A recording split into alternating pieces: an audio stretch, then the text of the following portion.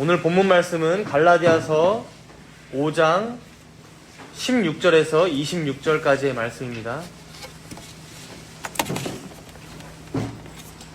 신약성경 307페이지에 있습니다.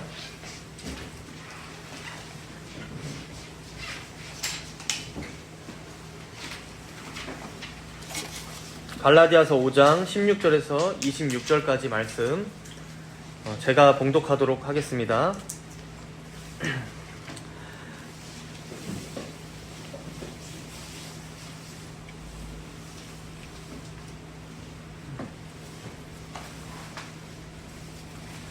내가 이르노니 너희는 성령을 따라 행하라. 그리하면 육체의 욕심을 이루지 아니하리라. 육체의 소욕은 성령을 거스르고 성령은 육체를 거스르나니 이 둘이 서로 대적하므로 너희가 원하는 것을 하지 못하게 하려 함이라. 너희가 만일 성령의 인도하시는 바가 되면 율법 아래에 있지 아니하리라. 육체의 일은 분명하니 곧 음행과 더러운 것과 호색과 우상 숭배와 주술과 원수 맺는 것과 분쟁과 시기와 분냄과 당짓는 것과 분열함과 이단과 투기와 술 취함과 방탕함과 또 그와 같은 것들이라. 전에 너희에게 경계한 것 같이 경계하노니 이런 일을 하는 자들은 하나님의 나라를 유업으로 받지 못할 것이요 오직 성령의 열매는 사랑과 희락과 화평과 오래 참음과 자비와 양선과 충성과 온유와 절제니 이 같은 것을 금지할 법이 없느니라. 그리스도 예수의 사람들은 육체와 함께 그 정욕과 탐심을 십자가에 못 박았느니라. 만일 우리가 성령으로 살면 또한 성령으로 행할지니 헛된 영광을 구하여 서로 노엽게 하거나 서로 투기하지 말지니라. 아멘.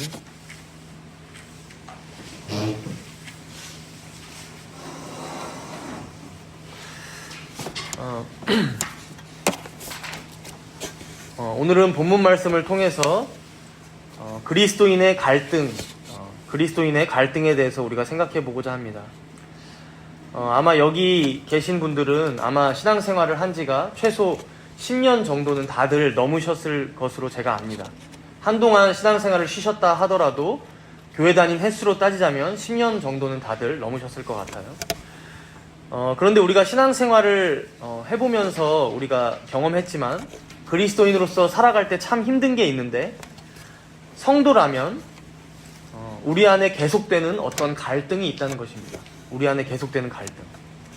지난주에 우리가 살펴본 것처럼 그리스도인은 참으로 자유하다고 하는데 자유하지 못한 것 같다고 생각되는 이유도 바로 이 갈등 때문인 것 같아요.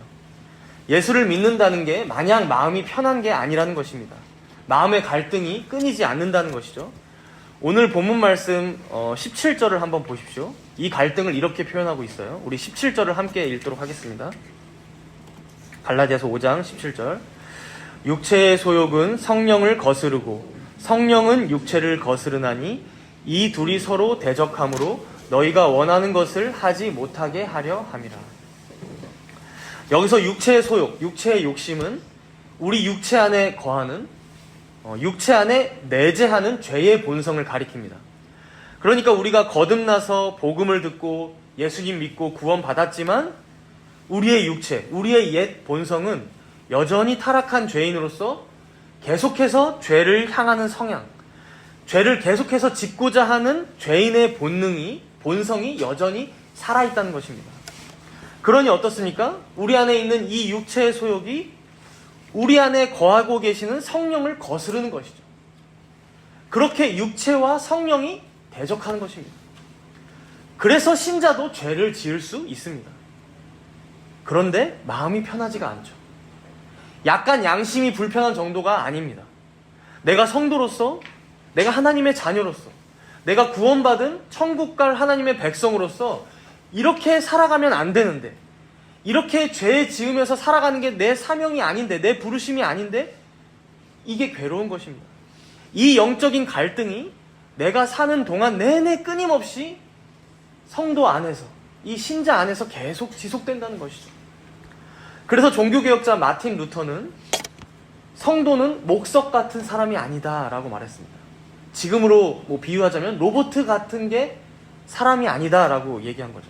그냥 아무런 갈등 없이, 고민 없이 그냥 딱딱 움직이고 이렇게 살아갈 수가 없다는 거예요. 물론 예수를 믿지 않는 불신자들도요, 선과 악 사이에서 어느 정도 고민하며 살아가긴 합니다. 그러나 그리스도인들만큼 격렬하진 않아요. 그리스도인들은 자신의 존재 자체를 두고 이 마음 가운데 격렬하게 갈등합니다. 과연 나는 누구인가? 나는 정말로 구원받은 신자인가? 아니면 여전히 범죄하여 타락한 죄인일 뿐인가? 나는 지금 죽으면 천국 갈 수 있는가? 아니면 나는 지금 죽는다면 지옥에 갈 것인가? 이런 심각한 고민을 앞에 두고 갈등하며 살아가는 자가 바로 성도들이라는 것입니다. 성도만 그러하다는 것입니다. 사도 바울은 로마서 7장에서 이 갈등을 이렇게 표현했습니다. 로마서 7장 21절에서 24절 말씀인데요. 제가 읽겠습니다. 그러므로 내가 한 법을 깨달았노니 곧 선을 행하기 원하는 나에게 악이 함께 있는 것이로다. 선을 행하기 원하는데 악이 함께 있다. 내 속사람은 하나님의 법을 즐거워하되 내 지체 속에서 한 다른 법이 내 마음의 법과 싸워서 내 지체 속에 있는 죄의 법으로 나를 사로잡는 것을 보도다. 죄의 법이 결국 사로잡아요. 오호라 나는 공고한 사람이로다. 이 사망의 몸에서 누가 나를 건져내. 사랑하는 정다문교회 성도 여러분, 여러분 안에 이런 바울과 같은 절규가, 이런 갈등이 혹시 있으십니까? 그렇다면 오히려 여러분들은 진짜 성도들일 것입니다. 그러나 혹여나 이런 갈등이나 고민이 전혀 없이 살아간다면 오히려 내가 그리스도인이라는 증거가 없진 않은가 되돌아봐야 할 것입니다. 바울 사도는 오늘 우리 안에서 싸우는 이 두 가지, 즉 육체와 성령이 각기 어떻게 다른 양상으로 나타나는지에 대해서 오늘 본문에서 설명하고 있습니다. 19절에 한번 보시면, 본문 19절을 보시면 육체의 일은 분명하니 이러면서 육체의 일에 대해서 쭉 설명합니다. 그리고 22절에도 한번 눈으로 보시면 성령의 열매에 대해서 이제는 설명하고 있죠. 진짜 성도라면 바로 이 두 가지 양상이 모두 나타나고 또한 이 두 가지의 법이 이 안에서 격렬하게 싸울 것이라고 지금 바울은 얘기해주고 있는 거예요. 오늘 말씀을 통해 여러분들 안에는 어떤 양상들이 두드러지게 나타나고 있는지를 살펴보시기 바랍니다. 또한 그렇다면 이 갈등을 내가 성도로서 앞으로 어떻게 해결해 갈 것인지를 다시 한번 되새기고 성도로서, 참 자유인으로서 어떻게 살아갈 것인지를 다시금 생각하고 결단하는 시간이 되시기를 바랍니다. 먼저 19절에 보시면 육체의 일에 대해서 알려주고 있어요. 21절까지, 그렇죠? 19절부터 21절까지. 여기 보면 막 목록이 많지만 총 15가지의 죄악상이 나옵니다. 15가지. 물론 여기 나오는 죄의 목록이 우리가 지을 수 있는 모든 죄를 다 얘기하고 있는 건 아니에요. 사실 여러분들도 자신을 아시겠지만 우리가 짓는 죄들은 사실 더 다양하고 더 많고요. 더 악랄한 것도 있고 혹은 더 약한 것도 있긴 합니다. 여기 나오는 이 15가지는 당시에 많은 그리스도인들이 가장 많이 빠지는 유혹, 가장 많이 짓게 되는 죄들의 목록이라고 할 수 있어요. 그리고 이것은 마찬가지로 지금 우리들에게도 동일하게 적용될 것입니다. 이렇게 목록이 나와요. 목록을 한번 보세요. 곧 음행과 더러운 것과 호색과 우상 숭배와 주술과 원수 맺는 것과 분쟁과 시기와 분냉과 당짓는 것과 분열함과 이단과 투기와 술 취함과 방탕함과 또 그와 같은 것들이라. 15가지로 죄의 목록들을 제시했지만 마지막에 뭐라고 합니까? 또 그와 같은 것들, 다른 비슷한 죄들도 더 많아 라고 얘기한 거죠. 대표적으로 15가지야라고 얘기한 거예요. 이걸 염두에 두면서 우리가 이 15가지 죄들을 좀 이해하는 게 유익할 것 같습니다. 이 15가지 죄들을 흔히 총 4가지 범주로 많은 신학자들은, 많은 목사님들은 그렇게 나눠서 설명합니다. 4가지 범주. 먼저 성적인 죄 3가지가 앞에 나옵니다. 19절에 보시면 뒤쪽에 음행과 더러운 것과 호색이죠. 성적인 죄 3가지입니다. 먼저 음행은 정상적인 부부간의 관계를 떠난 모든 성적인 관계를 일컫는 말입니다. 여러분, 성관계는요, 부부가 한 몸이 되는 결혼제도 안에 있을 때에만 아름다운 사랑의 표현이 됩니다. 아름다운 사랑. 그 외의 모든 것들은 간음이고 음행이고 잘못된 욕망의 표출입니다. 그래서 관련해서 더러운 것이 또 뒤따르고 있죠. 음행과 더러운 것. 더러운 것은요, 생각과 행동에 있어서 음란하고 추잡한 것들을 의미합니다. 음란하고 추잡한 것들. 성적인 농담이나 뭐 유머라고 하지만 이런 더러운 생각들, 추잡한 생각들을 자극하는 말들.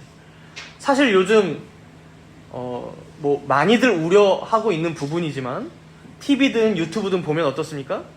너무 무분별하게 성적인 농담들이 난무합니다. 그렇죠?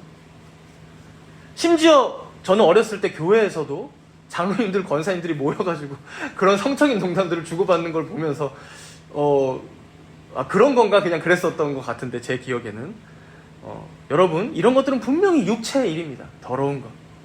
우리가 슬퍼하고 미워하고 멀리해야 할 죄들임을 여러분 잊지 마셔야 합니다. 바울 사도가 지금 시작하면서 뭐라고 얘기했습니까? 이 육체의 일들은 분명하다. 그러니까 핑계댈 수 없는 범죄의 목록들이다. 죄악상의 목록들이다. 라고 분명히 얘기하고 시작하고 있어요. 마지막 이제 세 번째 호색도 이제 그러한 성적인 쾌락들을 계속해서 추구하는, 전혀 눈치 보지 않고 성적으로 방탕하게 지내는 그러한 상태를 의미합니다. 당시에는 그런 게 더 심했었거든요. 뭐 요즘도 그렇다라고만 할 수 있지만요. 그리고 이제 다음으로 두 번째 범주는 종교적인 죄들이 나옵니다. 종교적인 죄들. 우상숭배와 주술이 나오고 있어요. 여러분 우리가 우상숭배를 10계명이 금하고 있다는 것도 알고 하나님께서 전혀 기뻐하시지 않는다는 것도 알면서 어떻게 합니까? 우리는 끊임없이 하나님 자리에 돈을 가져다 놓습니다. 그렇죠? 거기다가 내 명예를 가져다 놓고 세상의 권세를 가져다 놓고 그렇게 우리는 하나님을 예배하고 하나님을 섬기고 하나님을 의뢰하고 하나님께 의탁하기보다 세상에서 신이라고 말하는 돈, 명예, 지식, 권세 이런 것들을 갖기 위해서 안달을 하며 살아갑니다. 그리고 이제 더 나아가서 이제 주술은요, 심지어 악한 것들을 숭배하고 섬기는 행위를 의미합니다. 악한 것들을 숭배하고 섬기는 행위. 이제 하나님을 내 아버지라고 믿고 의지하지 못하니까 어떻게 합니까? 점집에 가서 점을 봅니다. 내 미래가, 내년에는 내 운세가 좀 어떻게 될까요? 타로집에 가서 재미로 보면서 은근히 그걸 의지하는 마음이 생기는 거죠. 신뢰하는 마음. 혹은 신문을 펼쳐놓고 오늘의 운세를 보면서 85년생 소띠 딱 찾아가지고 오늘 하루 운수가 좋다고 하네 하면서 안위하면서 지내는 거예요. 차라리 성도라면 여러분 어떻게 해야 됩니까? 그 시간에 하나님의 뜻을 구하며 기도함으로 말씀을 읽으면 됩니다. 그렇죠? 그런데 우리 안에 이러한 우상숭배의 마음, 주술적인 죄악상들이 다 있다는 거예요. 이어서 세 번째 범주, 이제 사회적인 죄들이 제시됩니다. 제일 많아요. 이것은 사실 인간 관계 안에서의 죄들이라고도 우리가 볼 수 있는데요. 먼저 원수 맺는 것이 나오죠. 원수 맺는 건 사랑하고 받아주고 덮어주려고 하지 않고 대적하려고만 하는 거예요. 부부간에 많이들 그런 것 같아요. 그렇죠? 더 사랑해주고 받아줄 수 있는데 사실 한 걸음만 더 나가서 근데 내 남편을, 내 아내를 왼수로 여기는 마음, 원수 맺는 것이죠. 원수 맺는 것. 그러니 분쟁하죠. 다음 이어서 하나 되려고 하지 않고 나뉘려고만 하는 거예요. 결혼하며 살아가지만 이혼을 쉽게 생각하는 세태들이 요즘에도 있죠. 네, 교회 안에도 많습니다, 여러분. 교회 자체도 그렇죠. 하나 되려고 하기보다 나뉘려고 하고 떠나려고 하기만 하고 받아주지 않으려고만 하고, 그렇죠? 그래서 이제 다음으로 나오는 시기가 여러분, 시기가 이제 비뚤어진 자기 중심적인 열망, 열심 이런 의미가 있어요. 비뚤어진 자기 중심적인 열망, 열심. 그러니까 자기 자신만 생각하는 이기적인 마음을 얘기해요. 가정에서, 사회에서, 교회에서 자신의 사명과 위치를 생각하면서 더 신중하게 행동을 하기보다, 덕을 위해 행동하기보다 자신의 안락과 편안함만을 추구하는 행동, 바로 그게 시기라는 거죠. 그러니 이어서 분냄, 즉 분노가 이 안에 많습니다. 다른 사람의 상황이나 감정은 개의치 않아요. 내가 지금 힘드니까, 내가 지금 화가 났으니까 상대방 입장을 생각하지 않고 다 그냥 그 분노를 쏟아내기만 하는 거죠. 그리고 당짓는 것, 분열, 이단 이 세 가지는 한 번에 다 비슷해요. 자신의 분노를 자기 혼자 끝내는 게 아니라 누군가에게 전파해요. 그렇죠? 그렇게 내 사람을 만들고 사회에서든 교회에서든 자기 당을 만들어요. 자기 편을 만들어요. 그렇게 분열하고 그렇게 당파를 형성해서 죄를 짓는 것이죠, 결국. 그리고 사회적인 죄들 중에 이제 마지막 21절에 보시면 투기가 딱 껴있죠, 투기가. 우리가 흔히 말하는 시기, 질투의 감정을 의미해요. 사촌이 땅을 사면 배가 아프고, 남이 잘 되는 것보다 잘못되는 게 더 은근히 마음이 뿌듯해지고, 아, 나만 힘든 게 아니구나, 저 사람도 힘들구나 하면서 이상한 쪽으로 자기 위안을 삼아버리는 거죠. 그러나 여러분 생각해보면 남이 잘 돼야 주위에 있는 우리도 콩고물을 얻어먹고 서로가 윈윈할 수 있는 거 아니에요? 그런데 우리는 이렇게 남의 불행이나 남의 흠을 보면서 그걸로 위안을 삼고자 하는 비뚤어진 성향들이 있다는 거예요. 이제 마지막 네 번째입니다. 음주의 범주가 나와요. 음주의 범주. 더 정확하게는 무절제의 범주입니다. 무절제의 범주. 여러분, 성경은 술 마시는 것 자체를 정죄하진 않아요. 심지어 우리가 성찬식을 거행할 때 마시는 게 포도주, 와인이죠. 예수님도 당시에 아마 와인을 마시셨을 테고요. 그러나 성경은 분명히 여러 곳에서 말씀하기를 술 취하는 것, 더 정확하게는 무절제하게 술에 중독되는 것에 대해서는 경계하면서 지적합니다. 이렇게 술 취하는 것에 대해서. 그래서 이어서 방탕함이 이제 짝으로 나오고 있어요. 방탕함, 그죠? 당시 이 방탕함이라는 단어는 이교 신전에서 흥청망청 먹고 놀면서 술 파티를 벌이고 광란에 빠진 것을 의미했어요. 이교 신전에서 아주 난잡한 이런 파티가 벌어졌거든요. 그러니까 성도가 자신의 본분을 잊고 세속의 문화에 빠져 있는 무절제함을 지금 의미하고 있는 거예요. 술 취함과 방탕함. 이 부분에서 우리는 이제 술에 중독되는 것뿐만 아니라 여러 가지 중독들을 우리가 생각해 볼 수 있을 것 같아요. 지나치게 여러분 성을 탐닉하는 걸 뭐라고 합니까? 우리가 성중독이라고 하죠. 포르노를 지나치게 집착해서 너무 계속해서 보려고 한다던가, 혹은 무엇이든지 보면 다 성적으로만 해석되고 막 그런다던가, 혹은 술에서 벗어나지 못하는 알코올 중독, 혹은 흡연을 끊지 못하고 금연하지 못하는 니코틴 중독, 혹은 게임을 끊지 못하는 게임 중독. 또 현대인들이 많이 빠지는 중독 중에 하나가 뭐가 있습니까? 일 중독, 워커홀릭. 그렇죠? 일을 안 하면 막 마음이 불안한 거예요. 그리고 계속 쉬질 못해요. 일만 계속해요. 스마트폰 중독, 스포츠 중독, 도박, 주식, 로또, 토토. 요즘에 아주 많이 하죠. 근데 이게 중독이 문제예요. 중독이. 그렇죠? 다 절제하지 못하고 과도하게 빠지는 것들. 바울 사도는 지금 이 모두가 타락한 죄인들이 벌이는 육체의 일들이다. 그것이 분명하다라고 지금 얘기하고 있는 거예요. 이 네 가지 범주 여러분들 기억하시겠어요? 여러분, 이 죄들의 목록을 우리가 쭉 들었는데 여기서 오해하지 말아야 할 것은 지금 이 죄들이요, 불신자들이 짓는 죄들이야 라고 바울이 얘기한 게 아니라는 거예요. 그렇죠? 바울 사도는 분명히 지금 갈라디아 교인들에게 이 편지를 쓰고 있고요, 자유를 얻은 그리스도인이 어떻게 그 자유를 살아갈 수 있는지에 대해서 말하는 중에 이 죄들의 목록을 제시하고 있는 거예요. 그러니까 이미 자유한, 이미 구원받은 성도이지만 그 마음 안에 성령과 육체의 전쟁으로 인하여 갈등 가운데 살아갈 수 있고, 심지어 지금 이렇게 네 가지 분류로 15가지의 종류로 제시된 이 끔찍한 죄악들을 바로 너희들이 저지르며 살아갈 수도 있어 라고 얘기하는 거예요. 그러면서 바울은 마지막에 이런 말씀을 덧붙이고 있죠. 21절 뒷부분에 한번 보십시오. 21절 뒷부분. 전에 너희에게 경계한 것 같이 경계하노니. 사실 바울은 이미 갈라디아 교회들 돌아다닐 때 이 얘기들을 했던 것 같아요. 이 죄악들을 다 경고했던 것 같아요. 경계하노니 이런 일을 하는 자들은 하나님의 나라를 유업으로 받지 못할 것이요. 사실 이 말씀은 여러분 우리에게 충격을 줍니다. 왜냐하면 여러분들 이 15가지 죄악들 들으셨지만 여러분들 이 죄악들 중에 빠져 있는 죄악들이 다들 한 개 이상, 아니 더 많을 수도 있을 거예요. 여러분, 나도 이런 죄들을 짓고 살아가는데, 지금도 내가 이런 죄들에 빠져 있기도 한데, 아니 그러면 내가 하나님의 나라를 유업으로 받지 못한다고? 내가 천국 가지 못한다고? 구원받지 못한다고? 불안하죠. 그러나 여러분, 우리는 이 말씀을 신중하게 해석해야 돼요. 우리는 어떤 율법의 행위로 우리의 구원이 정해지지 않음을 믿기 때문이죠. 그렇죠? 율법의 행위로 구원이 정해지지 않습니다.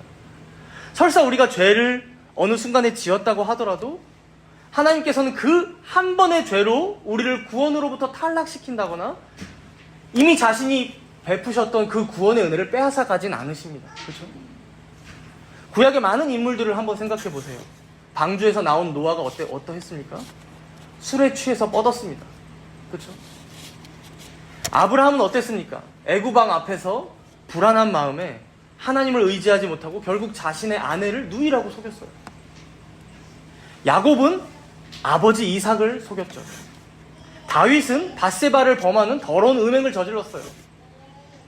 기드온 또한 말년에 권력을 얻자 타락하고 말았어요. 그 아들 중에 아비멜렉이 결국 타락하기도 했고요. 나시린이었던 삼손은 하지 말아야 했던, 금지되어 있었던 이방 여성과의 관계를 계속해서 맺어갑니다. 그래서 결국 그렇게 심판받고 말죠. 삼손.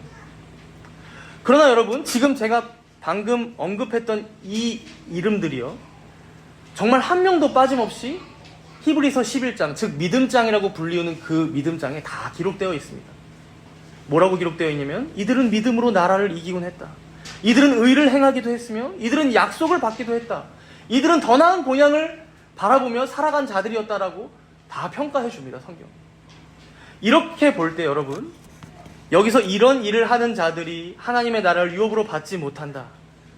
이것은 어떤 단회적인 죄를 지었을 경우를 얘기한다거나, 혹은 일정 기간 동안 그런 죄를 지었다고 너희들이 버림받을 거야 라고 얘기하는 말씀이 아님을 우리는 기억해야 합니다.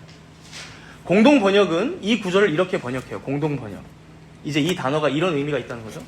이런 짓을 일삼는 자들은 결코 하나님 나라를 차지하지 못할 것입니다.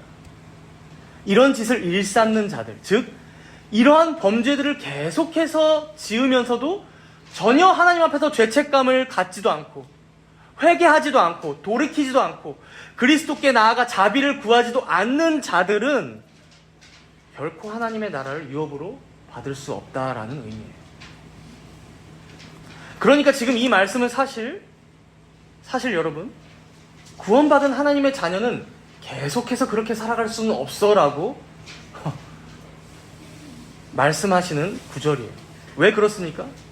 앞에서도 설명했지만 그 안에 성령께서 함께 하시기 때문입니다. 성령께서.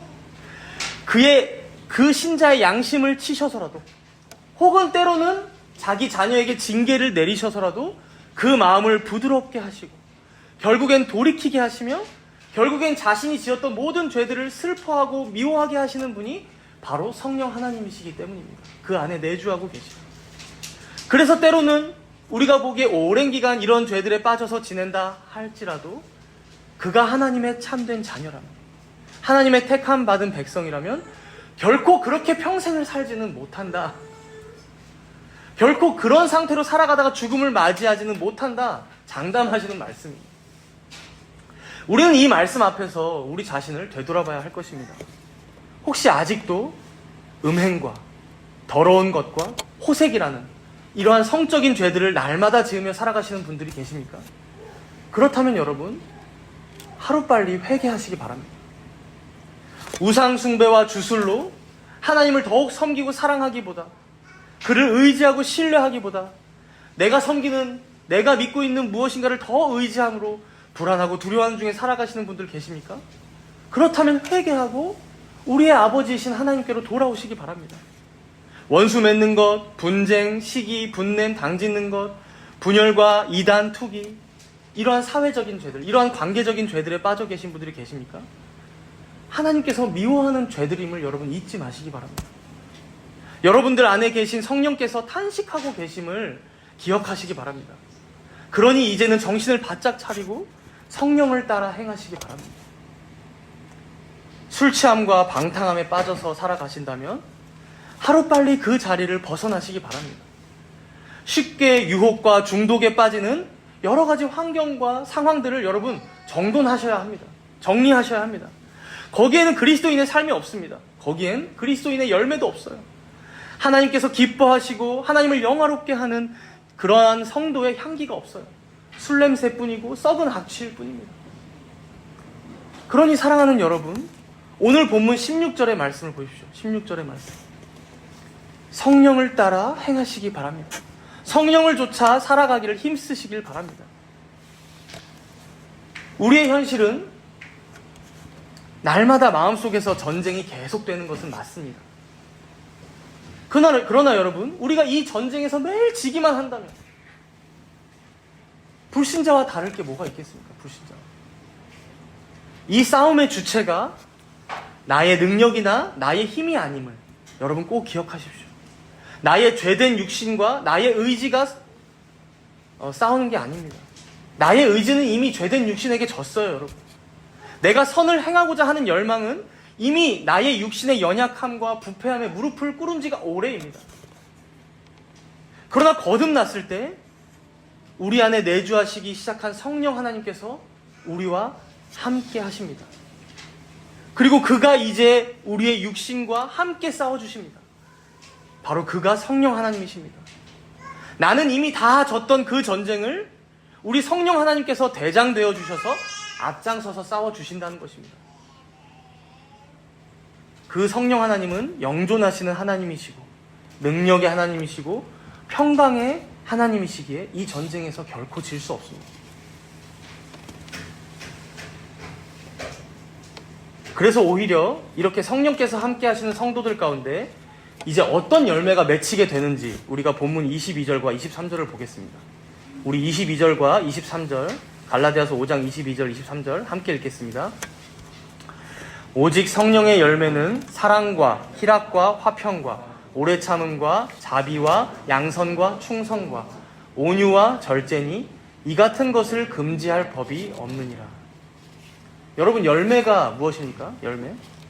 어떤 나무가 있으면 거기 붙어있는 가지에서 자연스럽게 맺히는 거죠. 그렇죠? 당연히 맺히는 겁니다. 우리 안에 성령께서 내주하시고 함께 하신다면 자연스럽게 이런 성령의 열매가 맺히게 된다라는 거예요. 그러나 우리가 오해하지 말아야 할 것은요, 이제 여기서 지금 총 개수를 세보면 9가지 이제 열매로 보여지거든요. 그런데 이 9가지 열매가 다 따로따로 맺히는 것은 아닙니다, 우리에게. 이 성령의, 오직 성령의 열매는 이라고 할 때 이 성령의 열매라고 하는 단어는요, 단수예요, 단수. 그러니까 우리 각자에게 성령의 열매가 맺힐 것인데 그 열매의 맛이 다양하다는 거예요, 맛. 요즘 여러분 딸기철이라서 딸기가 참 맛있죠.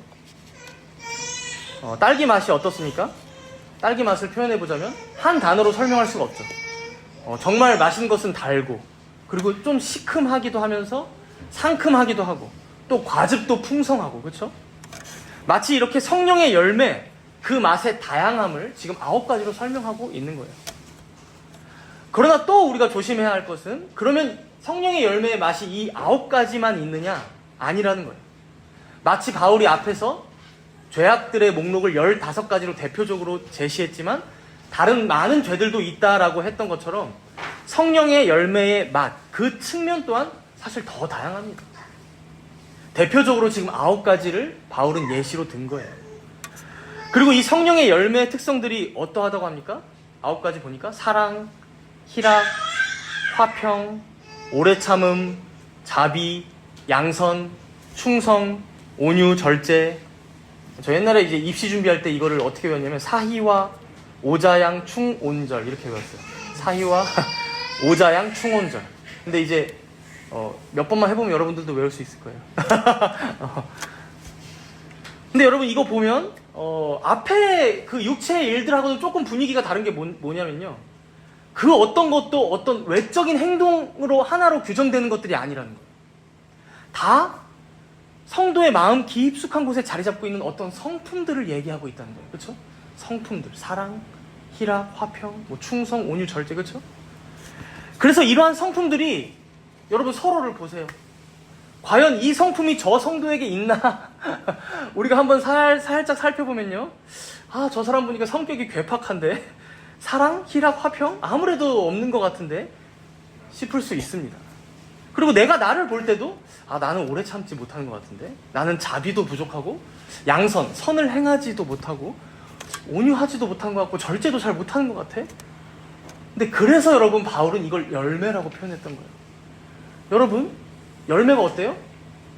맛있는 열매도 있고 좀 맛이 떨어지는 열매도 있어요. 그 맛과 당도가 다 달라요, 열매마다. 그렇죠? 같이 산 열매 자체, 같은 나무에서 딴 것조차도 다 달라요. 어떤 사람은 진짜 달아. 근데 아직 상큼하진 않은 사람도 있을 수 있어요. 어떤 사람은 과즙이 풍성해. 그러나 시큼하진 않을 수 있는 거예요. 그렇죠? 그러니까 모두가 아직 익어가는 중이라는 거예요. 익어가는 중. 아직 커가는 중이고 성숙하게 맺혀가는 중이라는 거예요. 아니 어쩌면 우리는 이 땅에서 이 열매가 이 성령의 나에게 있는 이 성령의 열매가 완성되는 것을 보기는 힘들지도 몰라요. 아니 사실은 확실히 힘들 거예요. 그러나 반드시 완성되는 그날은 우리에게 온다는 거예요. 바로 우리가 주님을 다시 만나는 그날. 우리가 영화롭게 되며 우리의 성화가 완성되고 우리가 주님 품에 온전히 안기는 그날에는 바로 우리의 이 성품들, 즉 하나님이 날 사랑하셨던 것처럼, 그렇죠? 다 하나님의 성품들이에요, 여러분. 이 9가지는 자세히 보면, 그렇죠? 그가 나를 받으면서 나를 받아주시면서 기뻐하셨던 것처럼, 그가 화평을 이루신 것처럼, 그가 나를 오래 참아주신 것처럼, 그가 나에게 자비와 선하심으로 나를 대해주시고 베푸셨던 것처럼, 죽기까지 나를 위해 복종하셨던 것처럼, 온유함으로 절제함으로 우리의 구원을 다 이루셨던 것처럼 우리도 그런 하나님의 성품을 온전히 담는 그날, 그의 품에 온전히 안기는 그날이 반드시 온다라는 말을 이 열매라는 것으로 비유한 거예요. 은유한 거예요.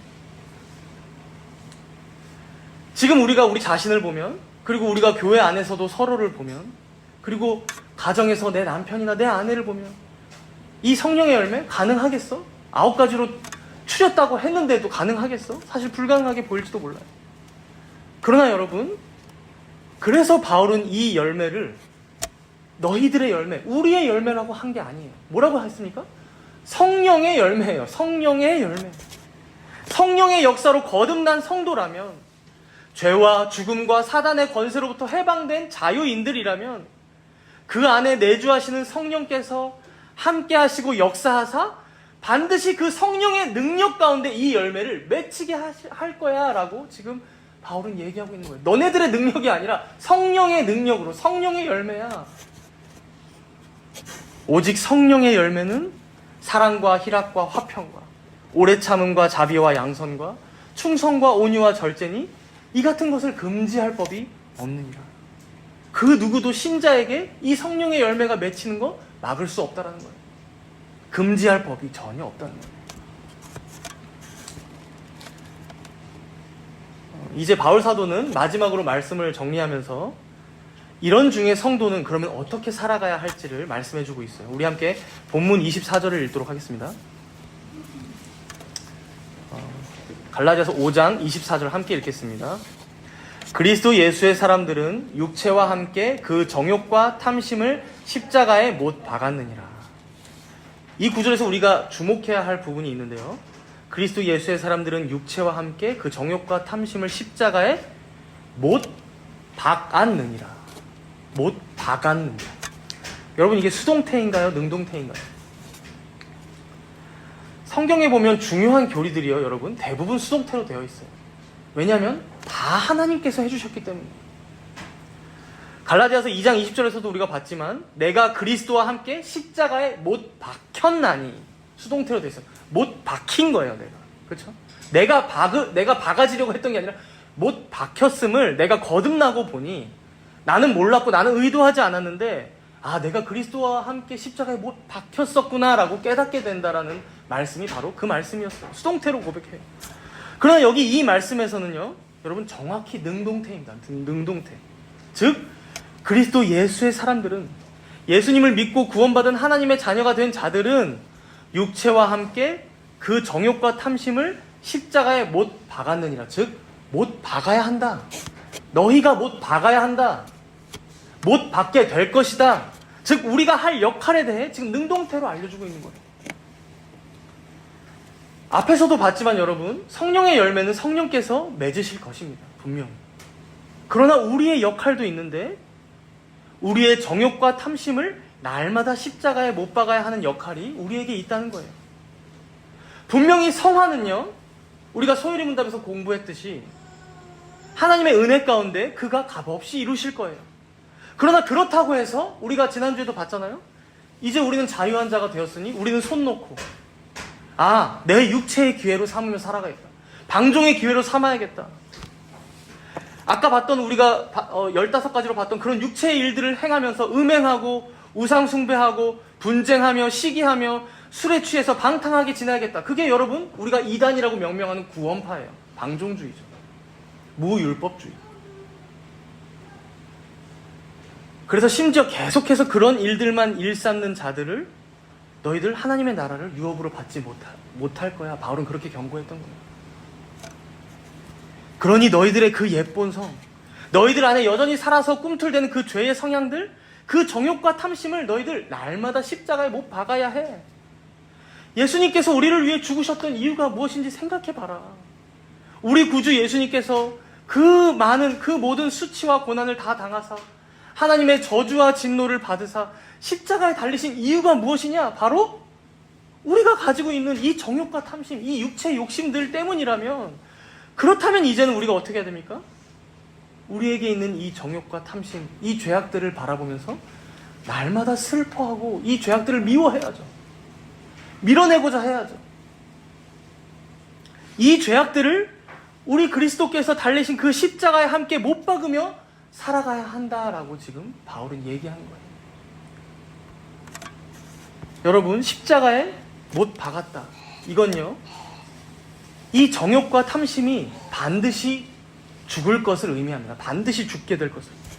우리의 구원이 완성되는 그날에는 우리의 옛사람, 우리가 가지고 있었던 그 모든 죄악들, 우리의 죄된 본성과 성향들은 모두가 다 십자가에서 그리스도와 함께 확실히 숨통이 끊어질 거예요.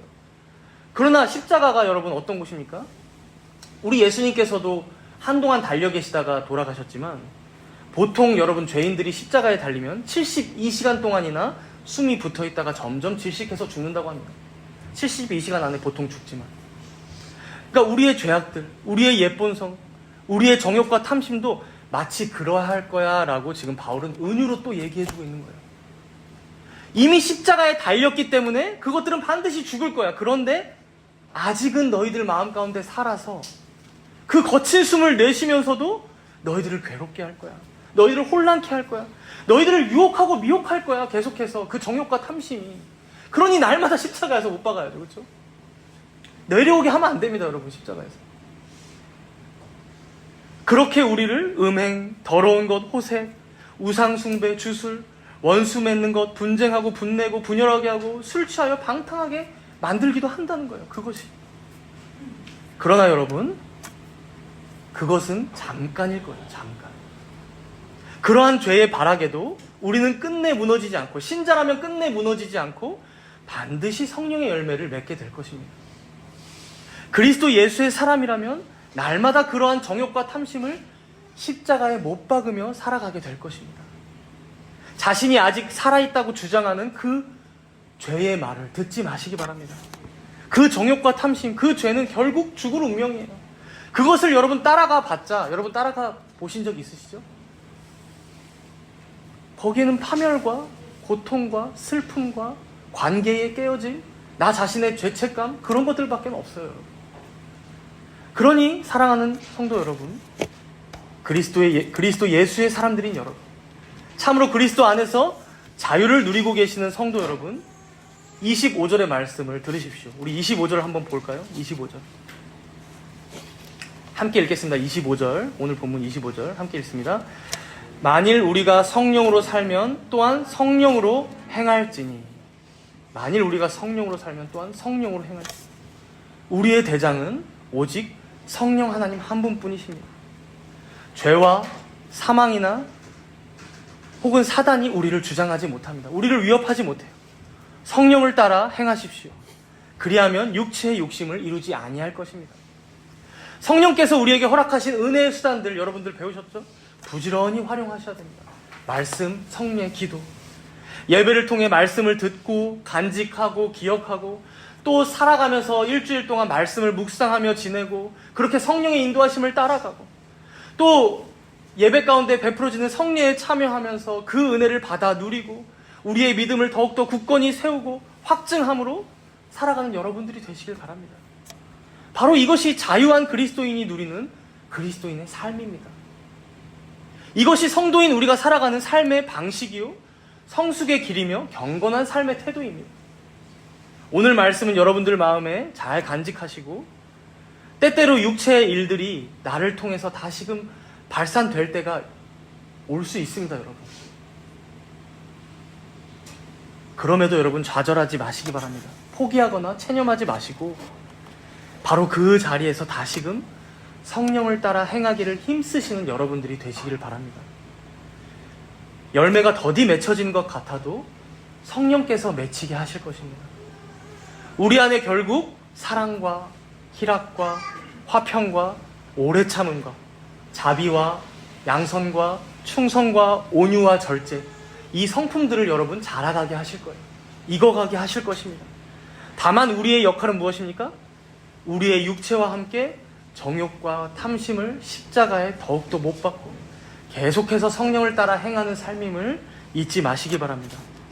그렇게 성숙한 성도의 삶으로 매일매일을 채워가며 살아가시는 모든 복된 정다문교회 성도님들 되시기를 간절히 소망합니다. 우리 함께 기도하도록 하겠습니다.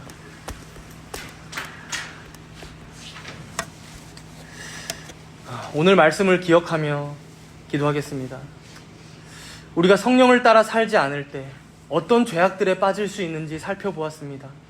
성적인 죄, 종교적인 죄, 관계의 죄, 무절제의 죄, 너무도 많은 죄악들에 빠져 지내는 모습이 우리에게 있진 않았는지 되돌아보며 간절히 회개하도록 하겠습니다. 그래서 이제는 육체와 함께 나에게 있는 정욕과 탐심을 십자가에 못 박으며 날마다 나의 죄를 슬퍼하고 미워하며 회개함으로 성령을 따라 행하는 우리가 되게 해달라고 간절히 간구하도록 하겠습니다. 우리 잠시 동안 이렇게 회개와 간구의 기도로 함께 나아가도록 하겠습니다.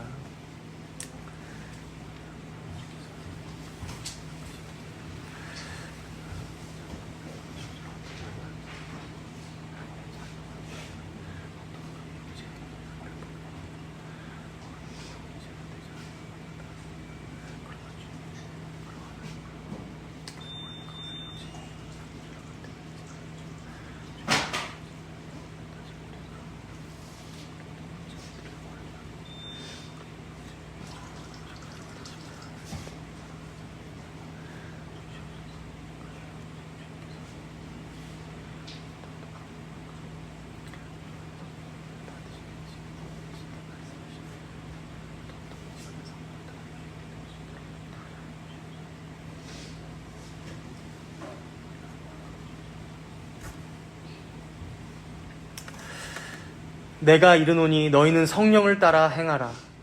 그리하면 육체의 욕심을 이루지 아니하리라 말씀하신 하나님 아버지. 주님께서는 우리를 자유한 자들로 부르셨건만 그 자유를 육체의 기회로 삼고 살아오진 않았는지 되돌아보며 회개합니다. 마땅히 성령을 따라 행하며 육체의 정욕과 탐심을 십자가에 못 박으며 그 모든 죄악들을 멀리해야 했건만 그 죄악들에 빠져 지내고 있는 우리의 삶이 있진 않은지 주여 슬픔 가운데 회개하며 나아갑니다. 하오나 주님, 이렇게 연약하고 죄로 오염된 우리임에도 불구하고 자비로우신 하나님께서는 성령 하나님으로 우리와 함께 하사 우리를 통하여 성령의 열매를 반드시 맺으신다 말씀하셨습니다.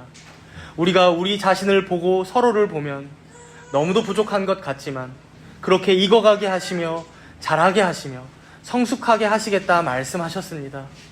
우리가 이 약속의 말씀을 온전히 믿음으로 우리의 대장 되신 성령 하나님을 따라 행하기를 포기하거나 체념하는 자들이 되지 않게 하여 주시옵소서. 성령으로 시작했으니 성령으로 살아가고 성령으로 행하며 성령으로 마치는 자들 모두가 되게 하여 주시옵소서. 여러 죄악들을 이길 힘을 더하여 주시고 성령을 따라 행하고자 하는 마음을 주시옵시며 우리들의 탐욕과 정욕과 죄악들을 슬퍼하고 미워하는 마음을 부어주사 거룩하시고 선하신 하나님의 성품을 더욱 담기를 힘쓰는 여기 모인 모든 주의 귀한 자녀들 되게 하여 주시옵소서. 이 모든 말씀 감사드리오며 우리 주 예수 그리스도의 이름으로 기도드리옵나이다. 아멘.